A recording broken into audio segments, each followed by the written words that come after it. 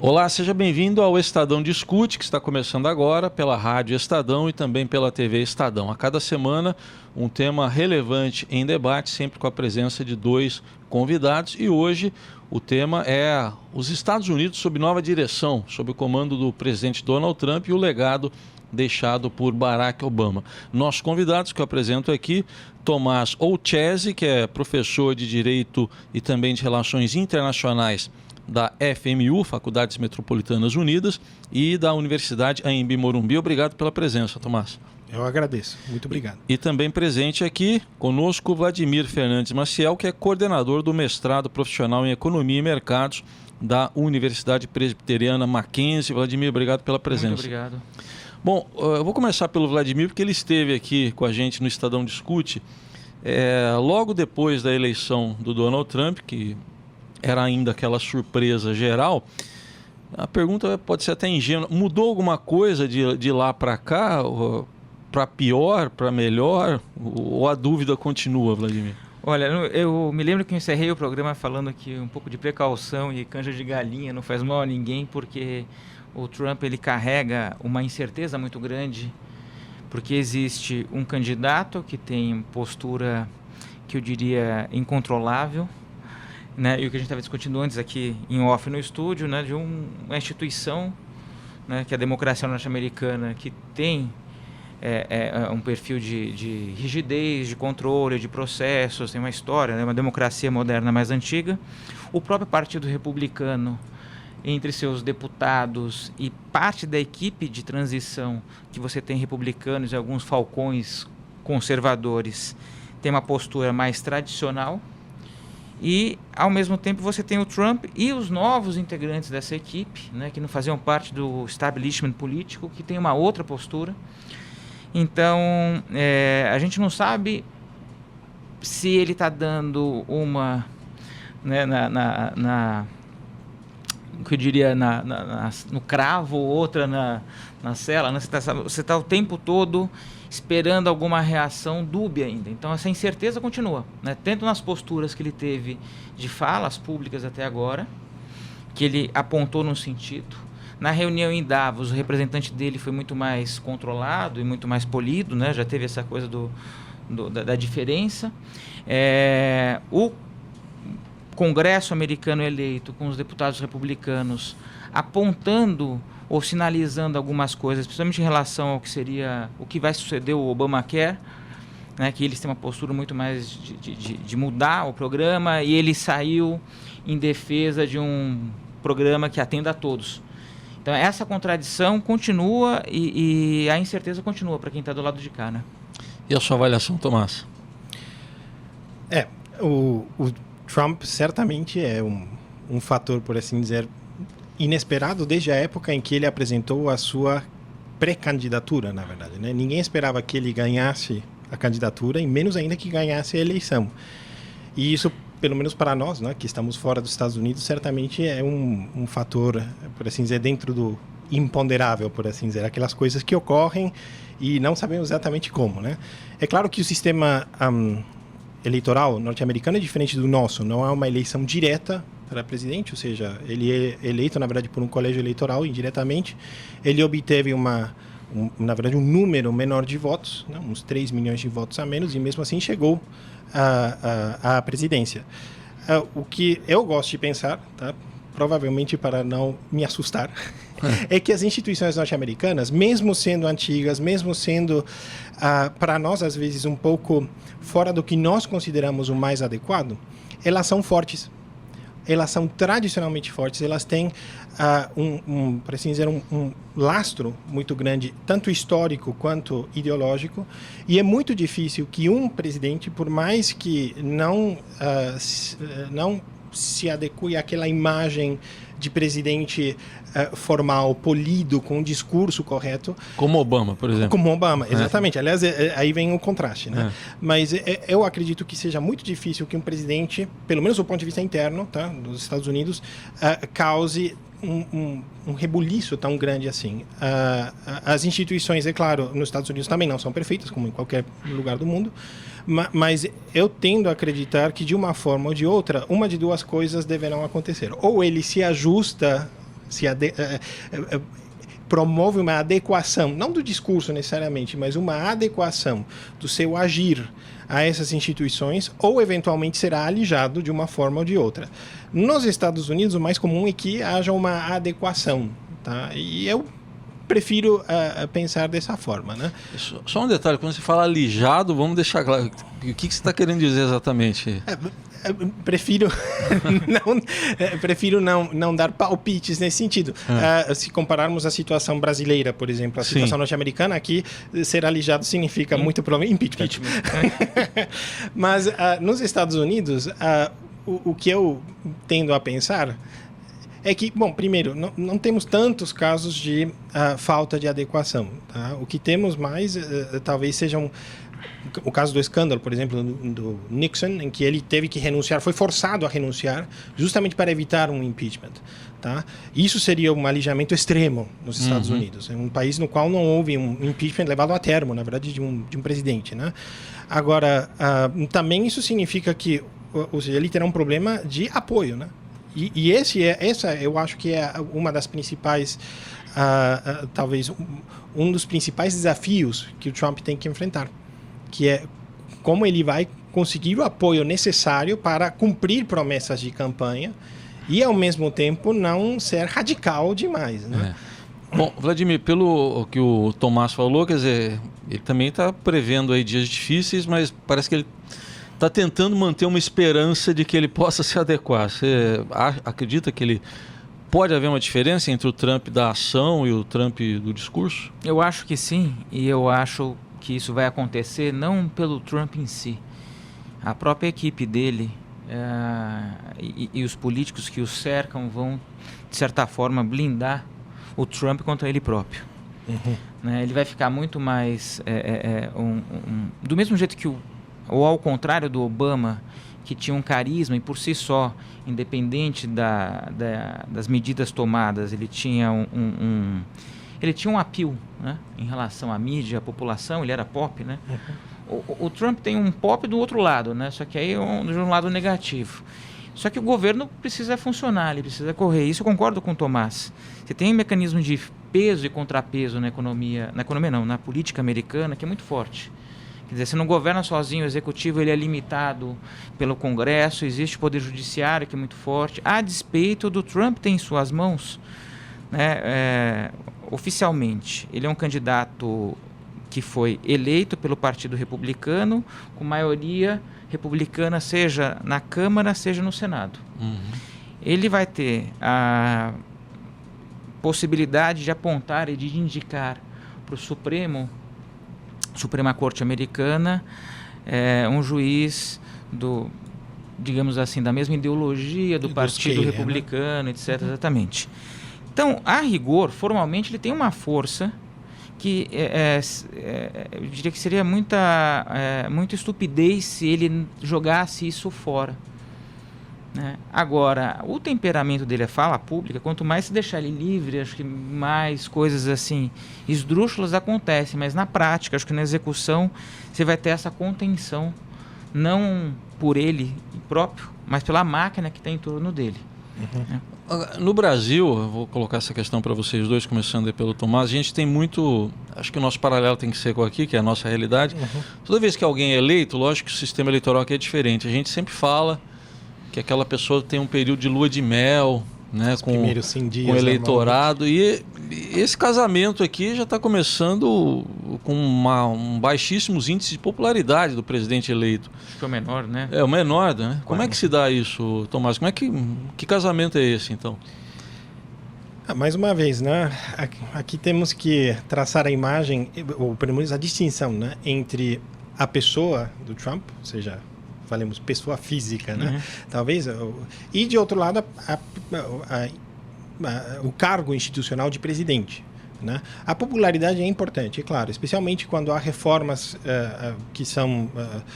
que devam ser feitas, que sejam mais polêmicas, por exemplo, e também é importante, obviamente, no momento de uma eleição, por exemplo, entre os dois períodos presidenciais, né, para a eleição no Congresso e assim por diante.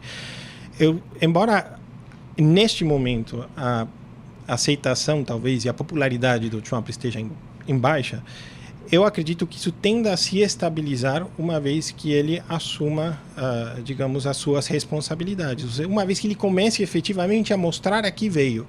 Tá? Essa lua de mel, na verdade, também não é grande determinante do que venha a ser um mandato. O mandato pode ter uma ótima lua de mel e depois, na verdade, não, digamos, produzir tudo aquilo que se esperava disso. Aliás, poderíamos até comparar um pouco com Obama, né? O que se esperava dele. Ele ganhou um Nobel da Paz, na verdade, e se esperava, portanto, que ele fosse, por assim dizer, uma espécie de arauto da paz no mundo. E nós sabemos que, apesar das tentativas, talvez, que ele tenha feito para chegar nesse ponto, bom, não foi exatamente o que aconteceu. Logo, eu tendo a pensar que haverá uma estabilização, tá? E, eventualmente, sim, em pontos mais específicos, pode ser que, sim, momentos específicos, né, do seu mandato, ele tenha, sim, popularidade mais baixa ou mais alta, né, dependendo de qual seja a situação a ser enfrentada. Né? Agora, você levantou um ponto importante, né? Ele tem um apoio, pelo menos maioria numérica, né, nas duas casas, mas entre os próprios republicanos há resistências a ele. Como é que isso pode ser dirimido, isso tudo? Como é que ele pode mudar esse contexto? Eu não sei se você se lembra a história do... O Trump é novato na política, mas ele tinha uma história de um apoio... Ele é aprendiz na política, o trocadilho é infame, aprendiz, né? Você vai falar assim, você está demitido, né? Mas o fato é que ele tinha um histórico de apoiar no passado propostas ligadas ao partido ou associadas ao Partido Democrata. Uhum. Então ele tem essa contradição, né? E ele entrou como candidato do Partido Republicano. Os republicanos, você tem também dentro deles divisões, né? Seja a extrema direita, que é o Tea Party, né? Seja os republicanos que são mais digamos assim, maleáveis e mais pró-diálogo, né? São mais próximos do centro. Eu acho que o Trump vai ter que estabelecer aí uma cessão de ceder. Né? Ele vai ter que ceder em alguns pontos. Eu acho que uma parte dos republicanos aceitam negociar alguns pontos, outros não. Uhum. Eu acho que internamente ele vai ter um processo que é o processo entre o executivo e o legislativo, base republicana, de negociação. Porque a proposta crua dele não bate com uma boa parte dos republicanos e ele vai querer, de certa forma, e que é válido, né, porque ele foi eleito com base num programa, não muito claro o que era o programa, não muito detalhado, mas enfim, ele vai tentar cumprir isso daí, mas ele vai ter que fazer ajustes, né, porque senão ele não vai conseguir maioria. Ele não tem apoio dos democratas, né, e ele vai precisar da maioria republicana, que é do partido dele. Então, eu acho que isso força a um ajuste, né. Para a gente exemplificar, pedindo para o Tomás depois também falar, daria para citar algo em específico, uma medida em específico na qual, na sua avaliação, ele vai ter que se ajustar? Eu acho que a questão do plano de saúde, ou dos planos de saúde, que é chamado hoje de Obamacare, agora não sei se vai ser o próximo, ser o Trump Care. É o SUS de lá, vamos dizer assim, é isso? Na verdade, não é bem isso. Não é bem isso. Então, só para... Eu vou explicar como é que funciona. A proposta original do Obama era criar algo parecido com o SUS, simplificando. Ou seja, eu tenho uma dotação orçamentária do governo federal, uma agência reguladora, mas esse esquema não passou no Congresso. O que ele conseguiu aprovar no Congresso foi uma medida, que é o Obamacare, que obriga as pessoas, né, a terem planos de saúde. De que forma?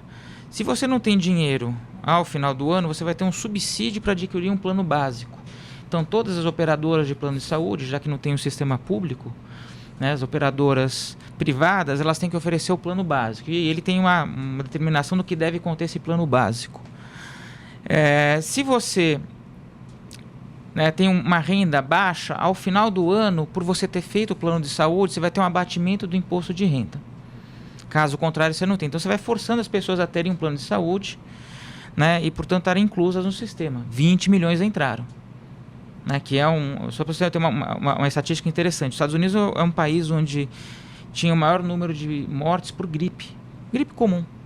Né? Porque você tem uma parcela grande da população mais pobre fora do sistema de saúde, então você não vai ter um hospital, você não tem como pagar, às vezes fica doente em casa, se automedicando e morre por gripe.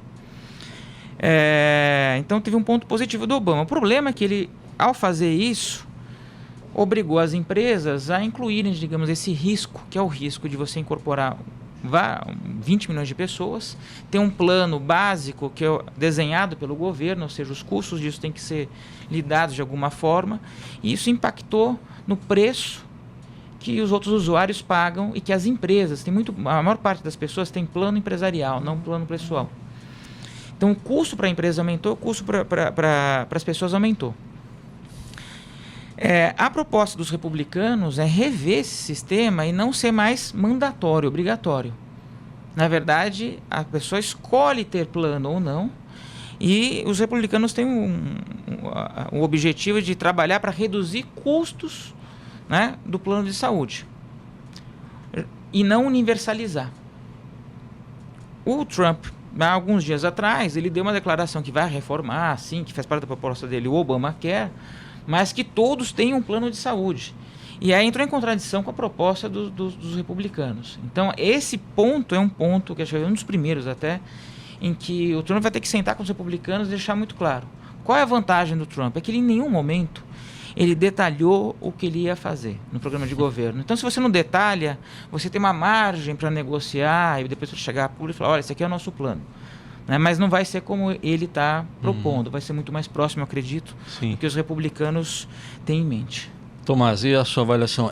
Esse ponto acho que foi muito bem explicado pelo Vladimir, né? Fora a questão da saúde, você vê outros pontos que ele vai ter que ceder?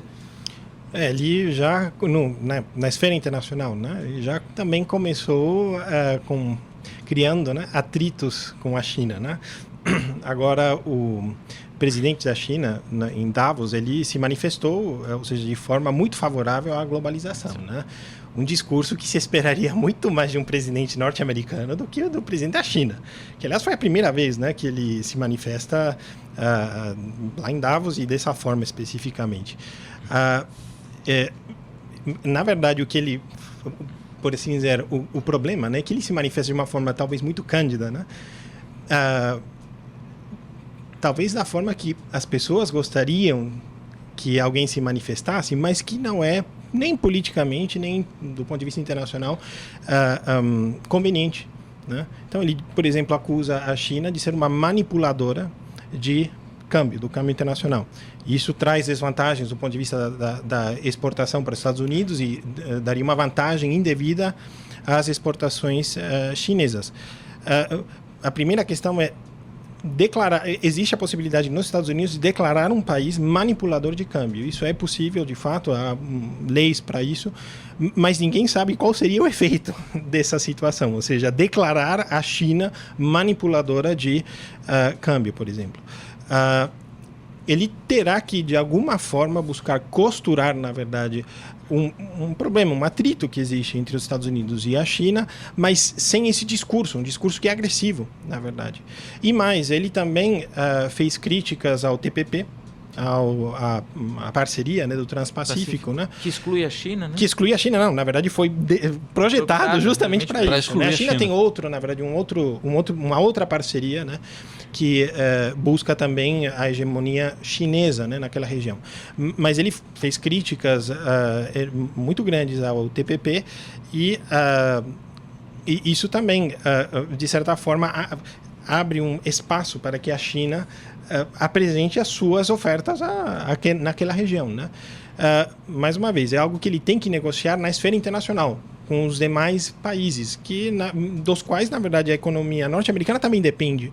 Ela não pode ficar isolada, né? Então, mais uma vez, é aquela distinção básica que estamos traçando. O discurso do Trump de um lado e a pessoa institucional do Trump. Vamos ver se ele consegue se adequar, né? A eleição dele teve muito disso, né? De falar muito para um público interno, aquela coisa de falar a empresa. Agora, recentemente também, quando ele falou das empresas alemãs, por exemplo, tiraram as fábricas dos Estados Unidos, emprego dos americanos e foram produzir no México. É muito para um público interno esse discurso, mas na hora de governar tem que lidar com outras questões além do público interno, não, Vladimir? O Tomás apontou a questão da China, e acho que esse é um ponto importante, tremendamente, se pensar do ponto de vista de estrutura econômica. A cadeia produtiva americana é uma cadeia global. Se a gente imaginar que a Apple, que é a grande empresa, ou uma das grandes empresas do ponto de vista da indústria americana, a manufatura em si ela fica toda na China. A concepção é nos Estados Unidos, a pesquisa e desenvolvimento, mas a produção do celular é feita lá. Você não muda isso de uma hora para outra. Né? Mesmo a indústria automobilística, por mais que a Ford anuncie que não vai mais investir na planta dela no México, você tem toda uma transação entre componentes, partes e peças, que não é necessariamente o carro inteiro, que é transações intrafirma, que você não quebra de uma hora para outra. Então, a despeito do discurso dele, você viabilizar esse processo não é rápido e às vezes não é possível, né? Porque às vezes pode significar um aumento de custo muito grande. Então, ele é obrigado, ele vai continuar, acho que, fazendo esse discurso e vai apostar em alguns pontos de marketing, né? Mas na prática ele vai ter que ceder, né? Ele vai ter que ser menos agressivo, até porque as próprias empresas que cá entre nós, você não quer governar não tendo apoio das grandes empresas, né? Elas vão chegar num limite e falar, olha, bom, até aqui eu vou, mais do que isso você vai comprometer demais o meu resultado. Então acho que vai ficar as condições reais do mundo real da produção e de custo vai se impor. Então você tem um limite para que você poder nacionalizar, substituir importação, trazer de volta. Então você bate demais na China, você bate demais na cadeia produtiva americana, que depende de muito componente ou produto final chinês. A começar o próprio Trump, que suas gravatas, né, a gravata da marca Trump, são feitas na China. É um bom comparativo esse. Quer dizer, não é de uma hora para outra também que ele vai conseguir devolver esses empregos todos, né, Tomás, que ele diz que quer devolver. E fora isso tem a relação ali mais próxima com os vizinhos, né? Vamos falar do México e do Canadá, para ficar ali na América do Norte. Como é que você vê essa relação com o Canadá e o México? Bom, em relação ao México, né? O Trump ele disse que vai construir um muro. Primeira coisa, e ainda que vai cobrar, né, o custo desse muro dos mexicanos, de uma forma ou de outra, seja voluntária ou melhor, contra a vontade do México, ou seja, ou eles pagam voluntariamente, ou se não haverá algum tipo de taxa, por assim dizer, ou alguma sanção, né? Alguma sanção, não, econômica para compensar pela construção. A questão imigratória nos Estados Unidos é, obviamente, uma questão complexa. Seria equivocado pensar que toda a imigração, e isso é quase que conhecimento geral, né? Que toda a imigração é ruim, né? Acho que todos sabem que não é toda a imigração que é ruim. O que ocorre é que há, por assim dizer, um percentual considerável, né, de imigrantes que, sim, são ilegais, que eventualmente podem sobrecarregar, né, o sistema de serviços públicos, que também poderiam ter, inclusive, problemas com a lei, assim por diante. E aí sim vem o discurso mais populista, que e tem os imigrantes que tomam empregos dos norte-americanos. E foi nesse discurso, na verdade, que o Trump se baseou para ganhar votos, né, no fundo. E isso também, eventualmente, terá que ser negociado. Construir um muro e cobrar no México... Bom, eu vejo já isso como uma dificuldade gigantesca do ponto de vista internacional, seja juridicamente, seja das relações internacionais, né? E o que ocorre, na verdade, nos Estados Unidos é que depende muito da região em que a pessoa se encontra, qual seja a percepção que ela tem do emprego e da falta de emprego. Tem regiões que eram regiões industriais que ficaram muitíssimo deterioradas justamente por causa da migração da força produtiva, das indústrias principalmente, para fora do país. Que é o cinturão da ferrugem. Exatamente. E nesses locais, sim, a percepção é que, olha, nossos empregos foram tomados, na verdade, por, sei lá, ou por um imigrante em algum outro local do país, ou se não, por algum outro país ou alguma outra empresa fora do país. E, na verdade, não é bem assim a realidade. A força laboral, né, dos imigrantes, ela é importante, um fator importante em muitos estados norte-americanos e, na verdade, o imigrante muitas vezes ocupa o posto, né, laboral, digamos, né? Ele assume aquele emprego que o nacional não quer. É Ele isso não mesmo. quer. Logo, ele serve, na verdade, para tornar mais eficiente o mercado laboral. E dessa forma, o norte-americano nato, né, com um pouco mais de educação, assim por diante, ele consegue talvez um emprego melhor. Né? Então, eu acho que é mais uma questão de percepção e de saber lidar agora com a percepção que ele tem que construir, porque não construiu essa percepção antes, que tem que construir com o seu eleitorado e a negociação que ele terá que fazer não só com o Congresso, mas agora com outros países também. Né? Os Estados Unidos têm parceiros tradicionais na Europa, né? Se a gente pegar, acho que da Segunda Guerra, do fim da Segunda Guerra para cá, né? Essas parcerias, Vladimir, estão aí correndo algum risco aí? Algum abalo? Olha, eu vou dividir em duas partes, né? Eu acho que tem uma parceria que, do ponto de vista do governo do Obama, nesse final, ficou abalada, que é a relação com a Inglaterra, porque o Obama não apoiou, né? Ele foi enfático em não apoiar o Brexit, né? E dar, digamos, seu apoio à União Europeia, do ponto de vista, pelo menos no discurso. E com o Donald Trump, você tem a possibilidade de uma retomada, porque ele tem uma simpatia maior por esse tipo de atitude, que foi a atitude do Brexit.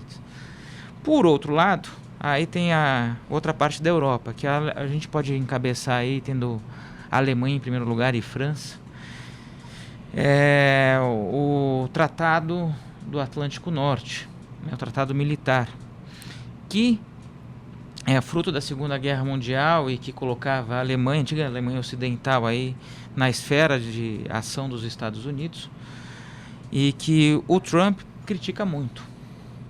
Ele fala que isso custa muito caro para os Estados Unidos manter a OTAN como é, e a continuidade dela dependeria dos que os países europeus contribuíssem mais. Né? Os Estados Unidos não pode ser o xerife do mundo porque custa muito caro para o orçamento público americano. Então, a relação com a Europa, né, a princípio, nesse começo de governo Trump, é um apoio maior ao governo conservador inglês, a Theresa May, às medidas do Brexit, e uma oposição que já, né, semana anterior já aconteceu com, digamos, essa Europa continental, que inclusive ele fez declarações, digamos, não muito favoráveis a Angela Merkel, né, que se recusou, inclusive, a comentar. Ela falou: não comento com um presidente que não tomou posse ainda. Bom, você vê também abalos, né, nessa relação com a Europa? Sim, Tomás? sem dúvida. A questão, por exemplo, da OTAN, né, do Tratado do Atlântico Norte, essa é uma parceria estratégica que os Estados Unidos têm na Europa, na verdade, e sempre foi, desde sua incepção, né, desde o seu surgimento, foi para formar um bloco, na verdade, um bloco militar que fizesse frente à União Soviética, né? Hoje em dia não temos mais a União Soviética, mas temos a sucessora internacional, sim, que é a Federação Russa, né? E Vladimir Putin, que quer ser o grande líder supremo. Acho que ele quer ser o xerife do mundo. Não, exatamente. Na verdade, é interessante comparar um pouco a atitude do Trump em relação ao TPP com a sua digamos, concepção do papel dos Estados Unidos na OTAN. As duas, na verdade, aí não há uma contradição, de fato que há uma convergência. Uhum. Ele quer, de certa forma, na verdade, diminuir os custos, né, da atuação dos Estados Unidos no exterior e, dessa forma, ganhar algum tipo de eficiência. É verdade que os Estados Unidos, na verdade, bancam a maior parte das atividades militares da OTAN, uns 70% mais ou menos, né? E a OTAN teve que se reinventar após a queda do Muro de Berlim.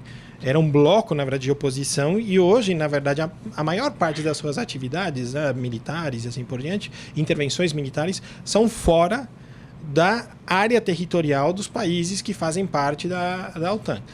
Logo, nessa reinvenção da OTAN, é que surgiu ao longo do tempo, né, a percepção de que, deveríamos ainda continuar fazendo oposição à Rússia, né, à Federação Russa, ou devemos tentar uma aproximação.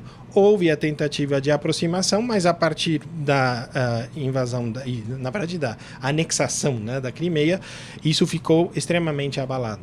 Para o Putin, isso é ótimo, que o Trump declare que, olha, nós não queremos continuar com tanta presença na OTAN. Porque isso significa que haverá um vácuo de poder e esse vácuo será preenchido naturalmente pela Federação Russa. E quando eu digo Federação Russa, eu prefiro dizer Putin mesmo.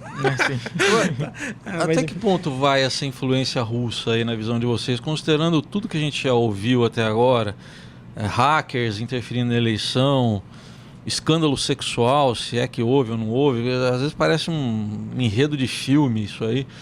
Até que ponto vai essa influência russa? Eu não sei, às vezes quando eu estou olhando as notícias, eu me pego como se eu estivesse assistindo um seriado do tipo Blacklist, né? Cheio de conspirações e tramas, né? Mas brincadeiras à parte, a Rússia, ou vamos colocar em nomes, né? Vladimir Putin. Exatamente. Tem uma presença muito forte em relação ao Irã e à Síria, e tem uma posição estratégica em relação à Europa pela sua grande produção de gás e de petróleo, ou seja, fonte de energia. Esses 3 pontos são pontos sensíveis aos Estados Unidos. Os Estados Unidos tentou compensar e atrair o Irã para sua esfera de influência no governo Obama com um acordo. Só que o acordo foi um decreto presidencial que pode ser revogado.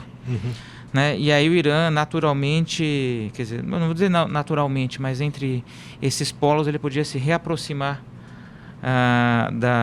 da Rússia. A Síria, o Bashar al-Assad teve o apoio, aliás tem um apoio, e quem costurou o cessar-fogo foi o Putin. E os Estados Unidos estavam justamente apoiando o movimento contra o ditador. Né? E acho que foi uma das grandes derrotas aí do ponto de vista de política internacional do Obama. E tem que ser contra o ditador, mas não pode ser a favor do Estado Islâmico, por exemplo. Exatamente. Tem uma linha que aí é meio nebulosa.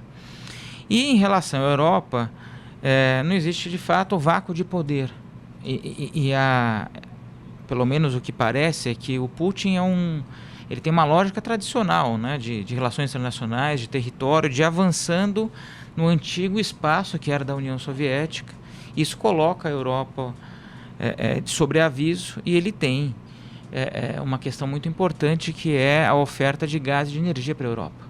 Tanto é que o Obama, né, no ano passado, ou na verdade alguns anos, quando a Rússia ameaçava cortar e diminuir a oferta de gás, e estava ainda o preço do petróleo elevado, o Obama ofereceu de exportar parte da produção do gás de xisto, do gás extraído, para abastecer o mercado europeu, para diminuir a dependência, né, da Rússia. Então, na verdade, se tem essa tensão, ela tem uma influência nessas três frentes, e a mudança de presidente, de política, eu acho que vai ser algo que a gente tem que observar, porque de fato o Putin está feliz. Né? Bom, Tomás, ao falar da Rússia, até o Vladimir preferiu até nominar, que você também, né? O Putin, né? Que é o candidato a xerife do mundo, né? Acho que é o que ele mais quer. Ele puxou os assuntos inerentes ao Oriente Médio, que não são da gestão Obama, são antigos, históricos até. Como é que você vê essa relação? Qual vai ser o papel do governo Trump no Oriente Médio, considerando as várias vertentes que ali existem de conflitos?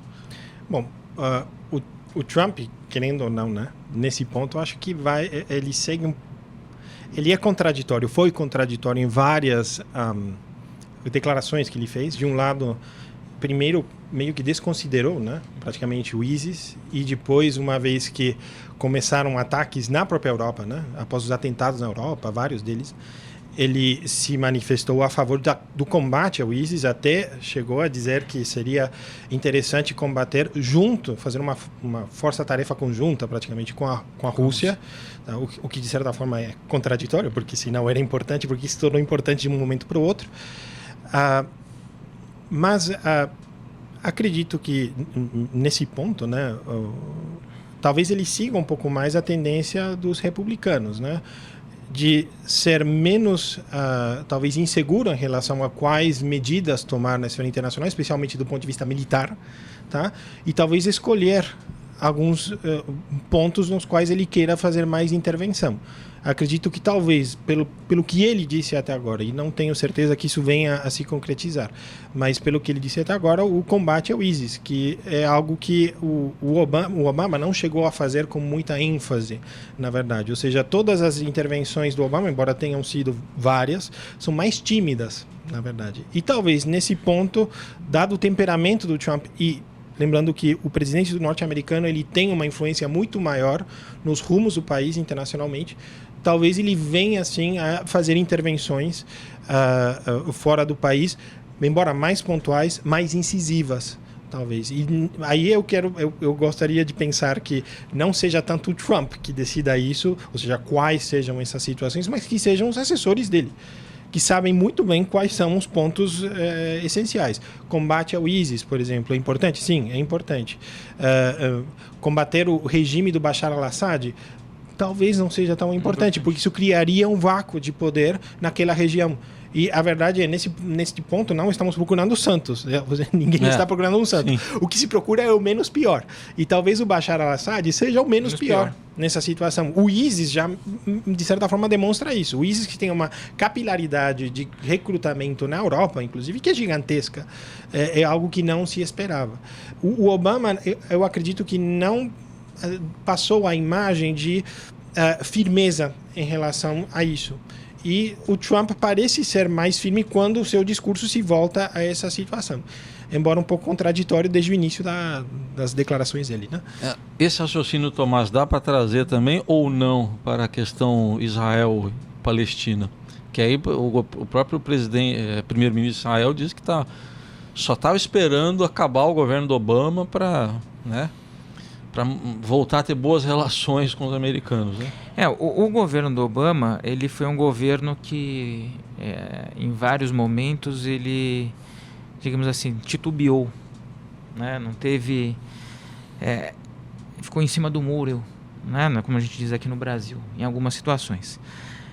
A relação com Israel foi uma relação que ficou nesse sentido, porque eles são tradicionalmente aliados dos Estados Unidos. Os Estados Unidos apoiam as ações de Israel. Ao longo do governo Obama, ele criticou a ocupação aí de áreas, a construção de assentamentos na área da Palestina.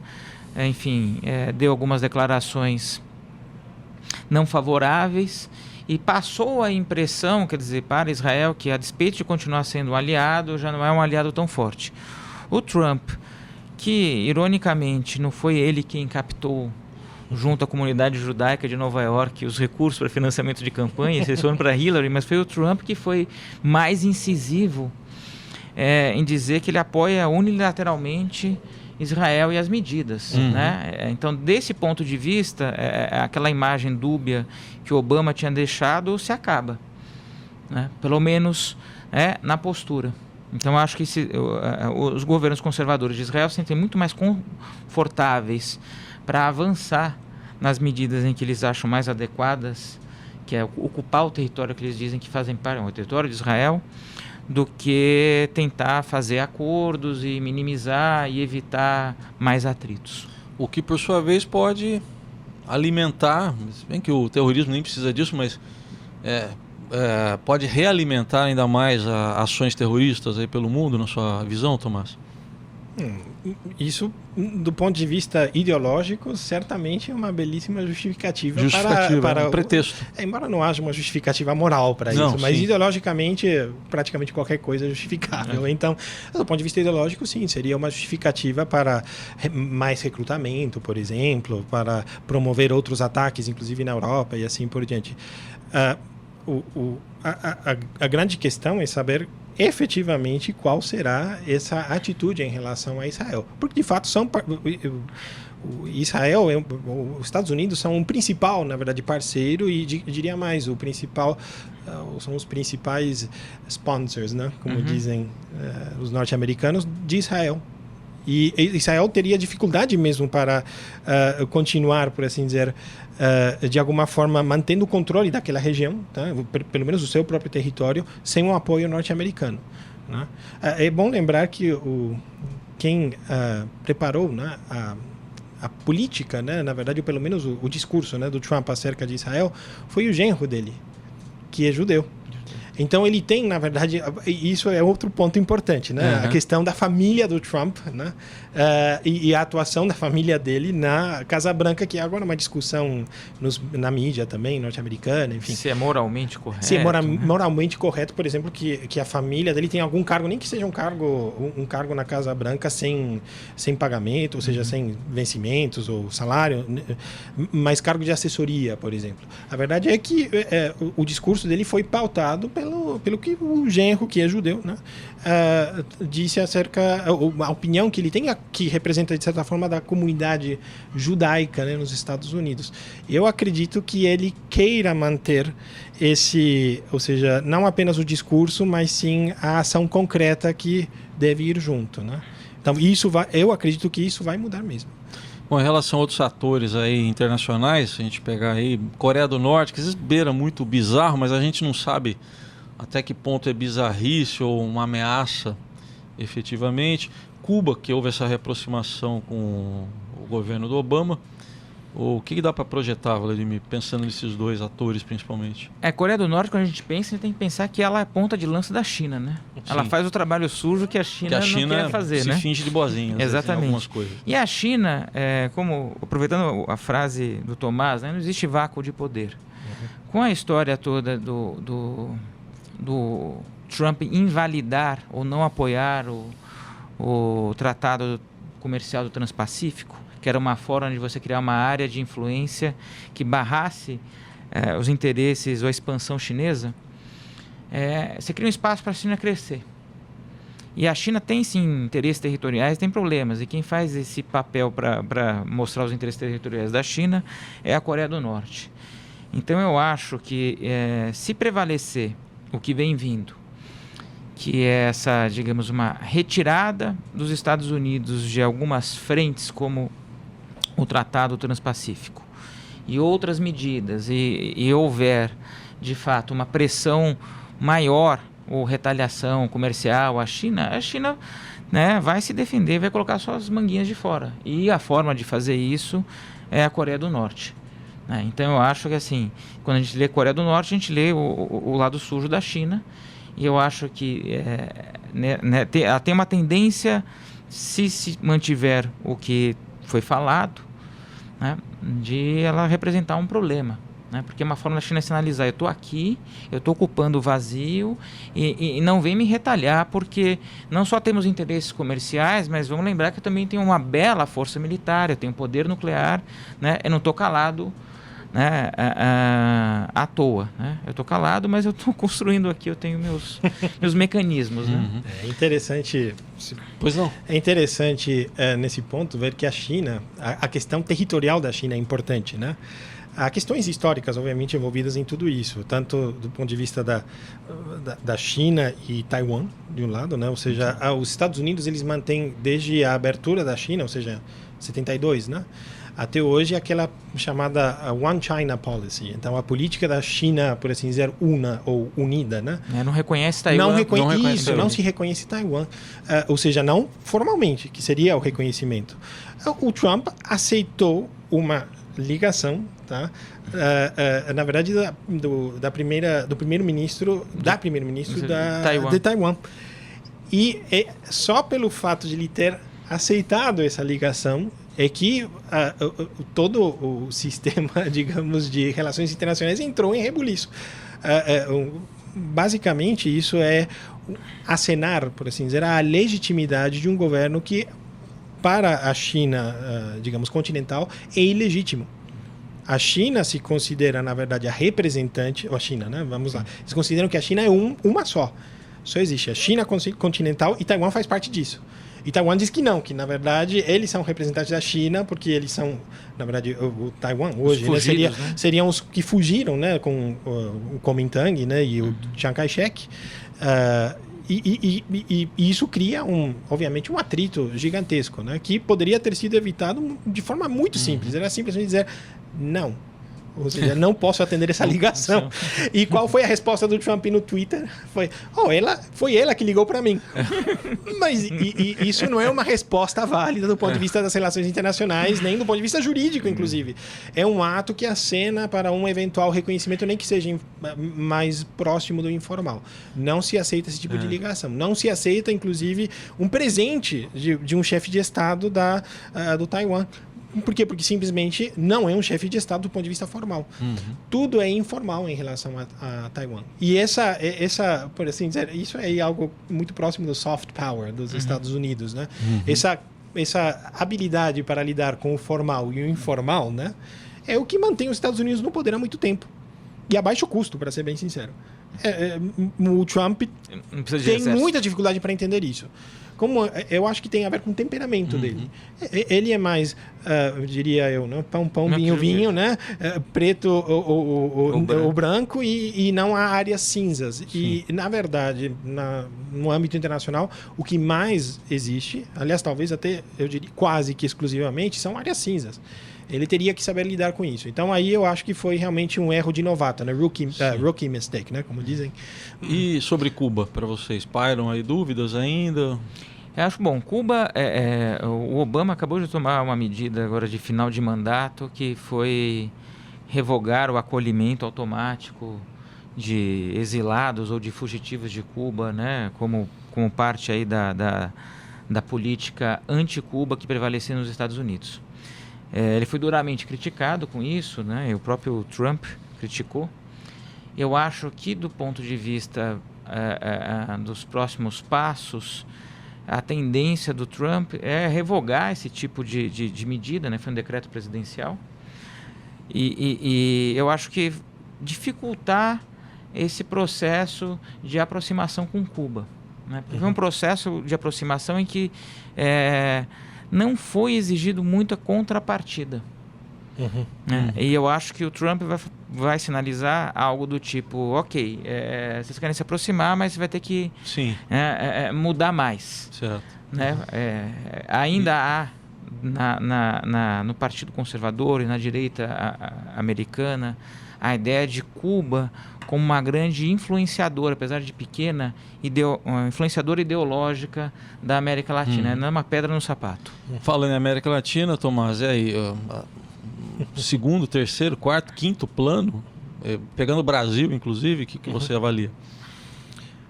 Bom, aqui eu poderia falar não apenas América Latina, mas um pouco de certas tendências mundiais. Mas vamos falar então de um vizinho nosso, da Argentina, né? Uma vizinha nossa. Nós tivemos a eleição do Macri, né? Que também era algo inesperado, não se esperava que ele ganhasse a presidência, especialmente contra a Cristina Kirchner, né? Que ficou por 2 mandatos e ainda teve o marido dela, que foi o presidente que veio antes e assim por diante. Há uma certa tendência mundial, e é algo que eu identifico nesse caso. Não aquela guinada à direita, né? Que é aquilo que talvez apareça um pouco mais nas redes sociais, talvez, um pouco, até na mídia um pouco. Mas eu diria que talvez uma rejeição a um certo discurso, a uma certa imagem, tá? Uma certa percepção, na verdade, do sistema atual ou do estado atual das coisas, né? Da ordem atual, digamos, né? E isso, eu acho que em certos países acabou refletido nas eleições, no voto popular, em outros, como aqui no Brasil, né? Não tanto no voto popular, mas em certos, digamos, eu diria contorções, né? Praticamente institucionais, né?